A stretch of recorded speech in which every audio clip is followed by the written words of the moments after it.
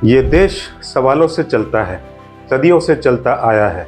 तर्क और जिज्ञासा हमारी नींव रहे हैं। पर आज की इस युग की इस दुनिया में क्या होना चाहिए था और हम क्या हो गए?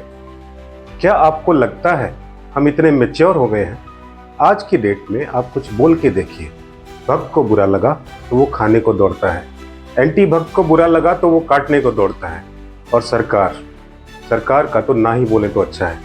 अब लगता है जैसे सवाल पूछना ना केवल गुनाह हो गया है, बल्कि एक गहरी नींद में सोती हुई भीड़ को जगाने की नादानी भी बन गया है।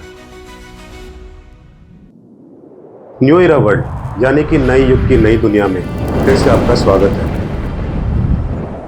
आज भारत दो ध्रुवीकृत खेमों में बढ़ चुका है, भक्त और एंटी भक्त। ये सब भूल गए सरकार हमसे है, हमारे लिए है, हम सरकार से नहीं।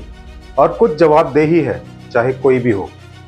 ये सरलीकरण इतना गहरा है कि इसे सोचने समझने की हर गुंजाइश को छीन लिया है। अगर आप सरकार की नीतियों पर सवाल उठाएं, उनकी कार्यान्वयन में कमियां दिखाएं, तो पल भर में आपको देशद्रोही तक करार कर दिया जाता है। और यदि आप सरकार की हर बात में सहमति जताएं, हर निर्णय को पत्थर की लकीर माने, तो आपको आंख मूंदकर भक्त एक ऐसा अनुयायी मान लिया जाता है जिसने अपनी विवेक बुद्धि त्याग दी है। लेकिन क्या वास्तविकता इतनी सपाट है? क्या सच को समझने के लिए सिर्फ दो ही रंग मौजूद हैं, काला और सफेद?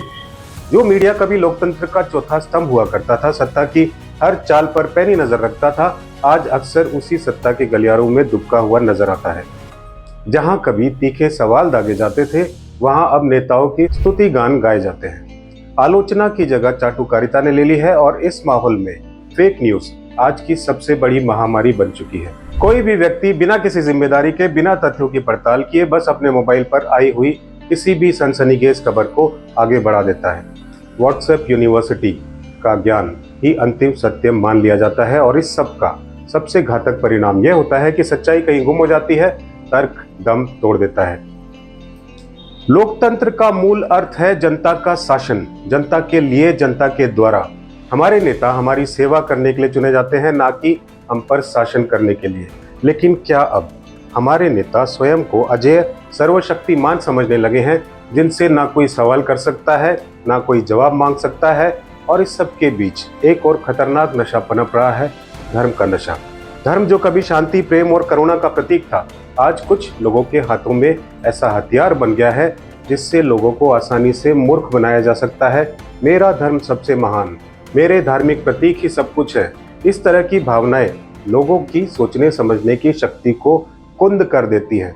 उन्हें अपने धर्म के नाम पर हर गलत बात को सही ठहराने के लिए उकसाया जाता है। जब धर्म के नाम पर भावनाएं भड़काई जाती हैं और तर्क और विवेक की आवाज दब जाती है, लोग आंख मूंदकर किसी भी बात पर विश्वास कर लेते हैं, क्योंकि उन्हें यह सिखाया जाता है कि उनके धर्म के विरुद्ध कुछ भी सुनना या कहना पाप है।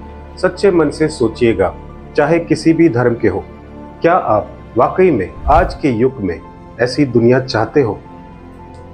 आज आम आदमी खामोश क्यों है?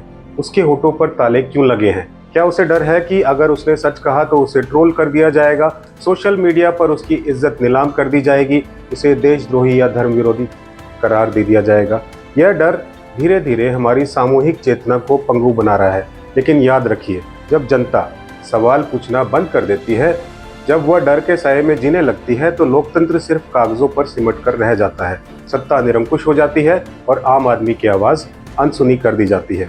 ये देश तुम्हारा है, इसकी मिट्टी में तुम्हारे पुरखों का खून और पसीना मिला हुआ है। कोई भी नेता, कोई भी सरकार तुमसे बड़ी नहीं है। सवाल पूछो, क्योंकि यही लोकतंत्र की जीवन रेखा है। अपनी आवाज उठाओ, क्योंकि यही तुम्हारी सबसे बड़ी ताकत है। सरकार सही या गलत, यह तय होगा निष्पक्ष आलोचना और तर्कपूर्ण बहसों से, ना कि किसी अंधभक्ति के डायलॉग से। अगर हमें अपने देश के भविष्य को सुरक्षित रखना है, तो हमें सोचना होगा, समझना होगा और अपनी आवाज बुलंद करनी होगी। भक्त बनो अपने आराध्य के, अपनी बुद्धि और विवेक को गिरवी रखकर पॉलिटिशियंस के नहीं। आलोचक बनो, लेकिन पूर्वाग्रहों और व्यक्तिगत द्वेष से मुक्त होकर। क्योंकि एक स्वस्थ लोकतंत्र समर्थन और सवाल दोनों के संतुलित मिश्रण से ही फलता फूलता है। और एक जागरूक नागरिक वही है जो धर्म को आस्था की तरह अपनाता है, नशे की तरह नहीं। सोचिए, सवाल कीजिए, विवेक का इस्तेमाल कीजिए, क्योंकि यही सच्ची देशभक्ति है और यही सच्चे धर्म का मार्ग भी। प्रणाम।